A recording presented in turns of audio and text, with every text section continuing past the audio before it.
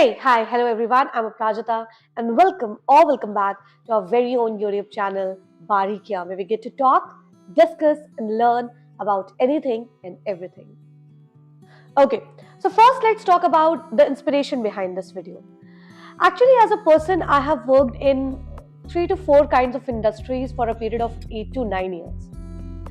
And all these struggles, trust me, I have faced in their worst forms.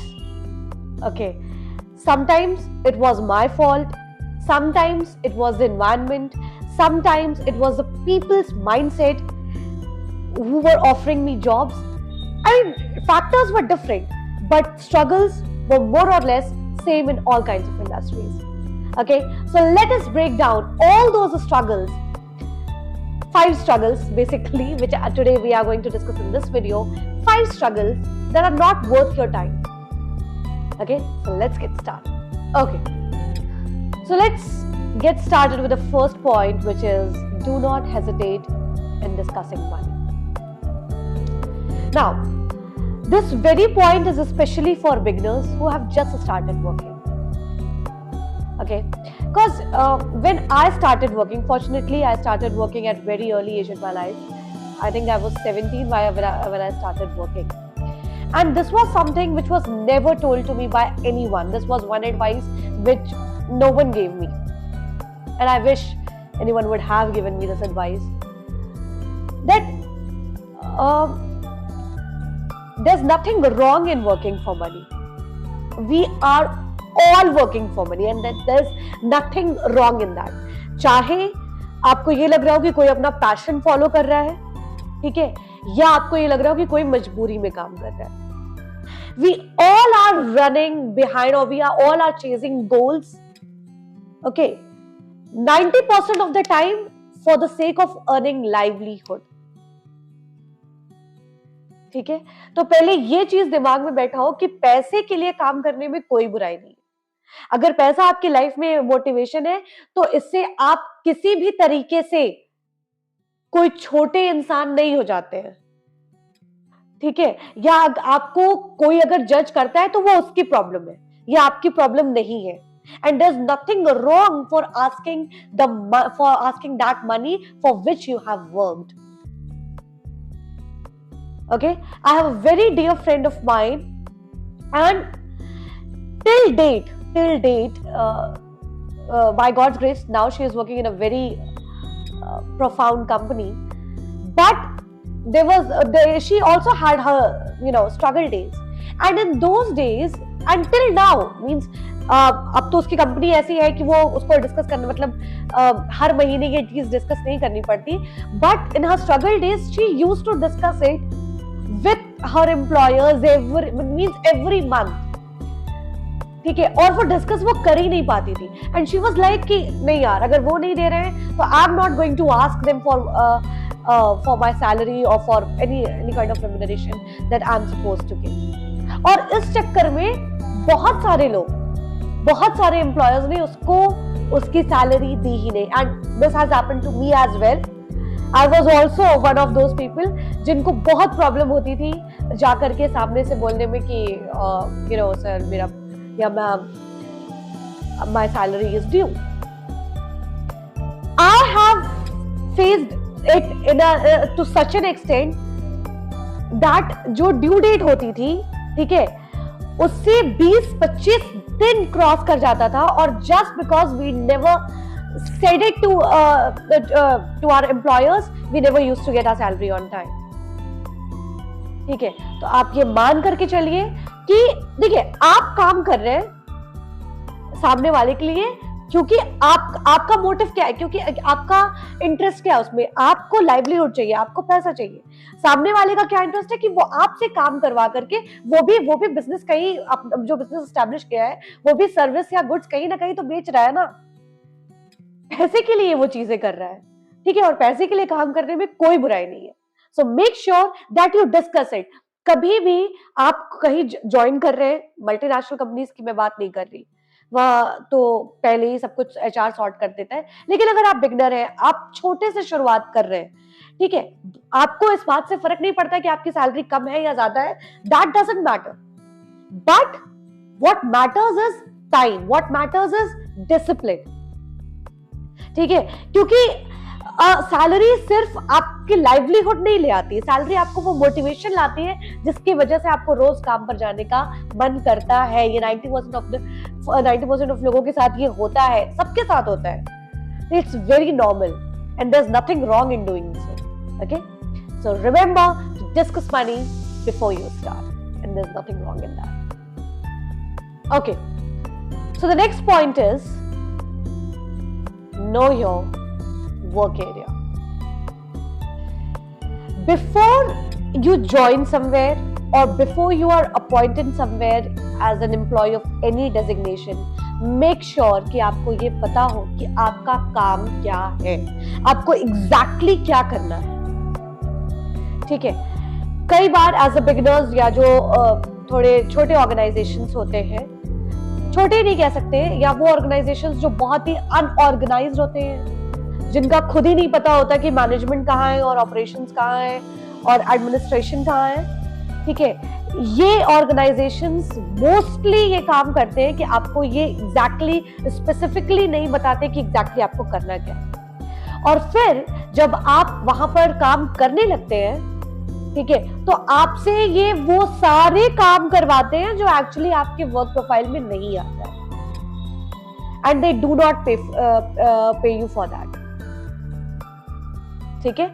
So make sure that आप काम शुरू करने से पहले ये बात जान लें कि आपको काम एग्जैक्टली क्या करना है। सी, Having said that, I completely understand कि कई बार ऑर्गेनाइजेशंस में ऐसी कुछ चीजें इमरजेंसीज आ जाती हैं जब सारे एम्प्लॉयज को मिल करके और कोई एक सर्विस डिलीवर करनी पड़ती है। That is absolutely fine, उसमें कोई प्रॉब्लम नहीं है, ठीक है? कभी एक दिन, 2 दिन ऐसी चीजें हो गई, that is absolutely fine. But day to day working में अगर आपको कुछ ऐसी चीजें करवाई जा रही हैं जो आपके वर्क प्रोफाइल में नहीं है या जिसके लिए आपने अप्लाई नहीं किया था, ठीक है, जब आपका इंटरव्यू हुआ, जब आपको सारी चीजें बताई गई, उसमें ये सारी बातें, ये सारा काम कहीं नहीं था, ठीक है? तो मेक श्योर दैट आप उस चीज को जानते रहे, ठीक है? अगर वो सारे काम नहीं थे आपके में और फिर भी आपसे कराया जा रहा है तो ये चीजें सही नहीं है, this is wrong, this can not happen. So know your rights and know your work profile. आपका क्या अधिकार है, आपकी ड्यूटी क्या है, उस ड्यूटी के बेसिस पे आप क्या राइट्स क्लेम कर सकते हैं, आपको क्या एग्जैक्टली काम करना है। Make sure that you know that. Okay, so the next is workplace ethics matters. This one single point is hell important for all those women employees over here.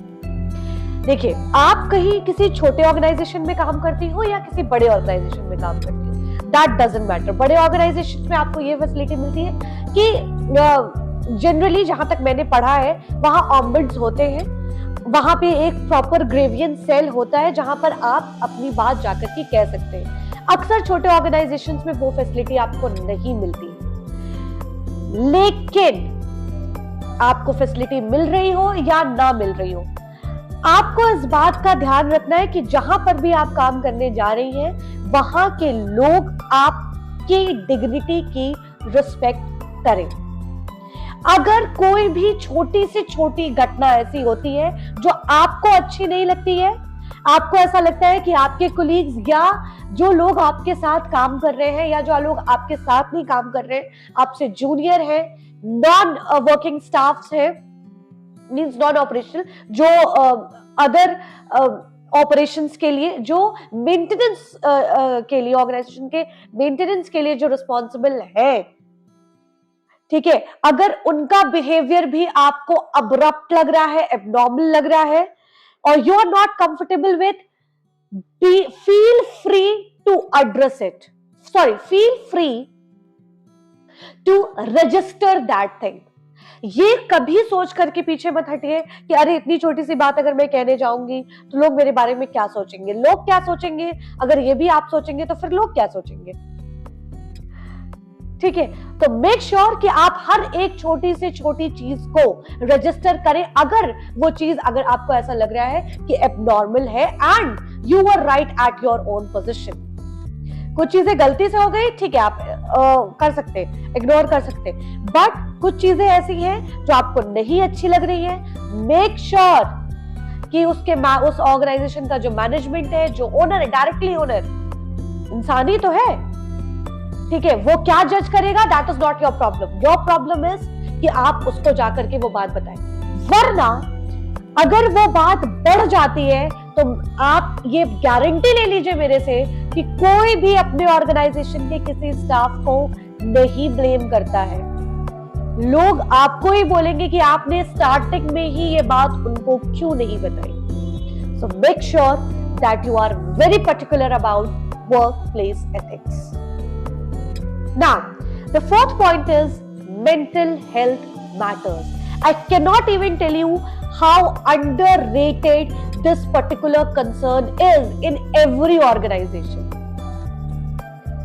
Now, what do I mean by this? आप किसी भी organisation में काम करने, कहीं पर भी अगर आप काम करने जाते हैं, आप वहां पर अपने एक दिन का कम से कम 8-10 घंटा, मैं बहुत मिनिमम की बात करूं तो 8-10 घंटे की जॉब तो हर जगह होती है। मैक्स टू मैक्स लोग 12-12 घंटे, 14-14 घंटे भी काम करते हैं ऑर्गेनाइजेशंस में, ठीक है। तो आपके लिए वो organization is like a second home. आप वहां रह रहे हैं, आप वहां अपना जीवन का, अपने एक दिन का आधा हिस्सा वहां बिता रहे हैं, ठीक है। और वहां का एनवायरनमेंट अगर ऐसा है जो आपके मेंटल हेल्थ के लिए अच्छा नहीं है, तो आपको इसके बात समझनी पड़ेगी कि आप दुखी होकर के, या आप डिप्रेस्ड होकर के, या अपने आप को कोस करके, ठीक है, उस ऑर्गेनाइजेशन में ज्यादा देर तक नहीं बना सकते हैं। Work pressure is something different. Work pressure हर जगह होगा, हर जगह लोग, काम होता है, काम करना पड़ता है और उस काम का प्रेशर आता ही आता है। But what I am talking about is unnecessary politics, unnecessary humiliation, unnecessary pulling down is not something that should be tolerated. कई लोग मेरे से ये आर्ग्यू करेंगे कि मैम घर पैसे भेजने होते हैं या हमारे पास इतनी जिम्मेदारियां, we cannot afford it. You can afford. Now to those people, there's one question that I want to ask. आप ये जॉब बदलना, I'm not saying कि आप छोड़िए, आप ये जॉब बदलना अफोर्ड नहीं कर सकते हैं, लेकिन क्या आप अपनी सेहत पे जो इफेक्ट पड़ रहा है उसको आप अफोर्ड कर सकते हैं? If your answer is yes, life is yours. That's only what I can say. But अगर आपके ऑफिस में ऐसा एनवायरनमेंट है, जैसा कि मैंने सिर्फ एक ऑर्गेनाइजेशन, जो मेरा लास्ट ऑर्गेनाइजेशन था, वहां मैंने ये चीज झेली, दैट अननेसेसरी ह्यूमिलिएशन। आपको ये बात समझनी पड़ेगी कि अगर आपको कोई ऑर्गेनाइजेशन पैसा दे रहा है तो आप भी उसको बदले में काम दे रहे हैं। There is no one, nothing like someone is dependent on someone. You both are interdependent. आप दोनों एक दूसरे पे interdependent हैं। अगर उनको कोई और एम्प्लॉय मिल सकता है तो आपको भी कोई और एम्प्लॉयर मिल सकता है, ठीक है। Mental health comes first, please make sure. मैंने बहुत सारे लोगों को ऑफिस पॉलिटिक्स की वजह से, एंड व्हेन आई से दिस, बहुत सारे लोग इसमें मेरे बहुत नियर एंड डियर वंस भी शामिल हैं, ठीक है। बीमार पड़ते हुए मैंने मेरे डिस्टेंट रिलेशन में एक ऐसा किस्सा भी हुआ था कि उन्होंने सुसाइड कर लिया था, just because of all these office politics. तो अगर आपको ऐसा लगता है कि ये जो एनवायरनमेंट है, आपको ये बात, ये एक चीज है जो नए बच्चे इसको कभी कंसिडर नहीं करते, बट ये कंसिडर करना बहुत इंपॉर्टेंट है। कि अगर अननेसेसरी कहीं ह्यूमिलिएशन है, आपको आपका काम, आप अपना काम बहुत अच्छे से कर रहे हैं, ईमानदारी से कर रहे हैं, आपका जो इमीडिएट बॉस है उसको छोड़ करके जो आपके इमीडिएट सुपीरियर के भी सुपीरियर को वो चीज पसंद है, बट सिर्फ क्योंकि आपके सुपीरियर को, इमीडिएट सुपीरियर को कोई कॉम्प्लेक्शन है, इस वजह से वो आपको ह्यूमिलेट कर रहा है, दिस इज नॉट राइट। तो मैं ये नहीं कह रही कि आप वहां लड़ाई झगड़ा या कुछ भी ऐसा करिए, बट आपको पता होगा कि आप इसका रास्ता कैसे निकालेंगे। Change it, go and complain, do whatever you can, whatever you think is suitable, but don't tolerate it because mental health matters. Okay, the fifth point is, and the most important point, draw boundaries. आपको ये तय करना पड़ेगा कि लोग आपसे कैसी बातें कर सकते हैं और कैसी बातें नहीं कर सकते। This works not only in professional life but personal life as well. But क्योंकि हम यहाँ ऑफिस की बात कर रहे हैं, हम वहीं पे स्टिक करेंगे, दैट ड्रॉ बाउंड्रीज। अगर आपसे कोई आकर के बहुत पर्सनल बातें कर रहा है, और पर्सनल बातें नहीं कर रहा है, वो आपकी पर्सनल चीजों पे कमेंट कर रहा है, this kind of struggle is not worth it.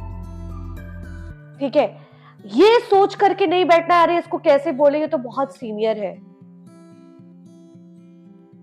ठीक है, बहुत सीनियर होने से किसी को भी ये राइट नहीं होता कि वो अपनी बाउंड्रीज को क्रॉस करे या आपके पर्सनल लाइफ में इंटरफेयर करे।